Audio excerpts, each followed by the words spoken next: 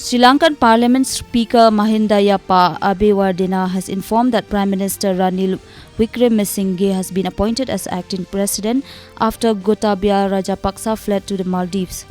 Acting President Ranil Wickremesinghe declared a state of emergency as protests continued across the country.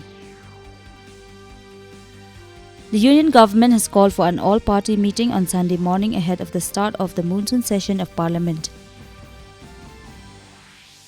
Manipur government has closed all schools in the state till 24th of this month in the wake of increasing COVID-19 cases. Meghalaya Chief Minister Conrad K. Sangma on Tuesday informed that the Cohort 3.0 CMSE Championship Challenge for Entrepreneurs will soon be starting, and this time the grant has been doubled from 5 lakhs to 10 lakhs rupees.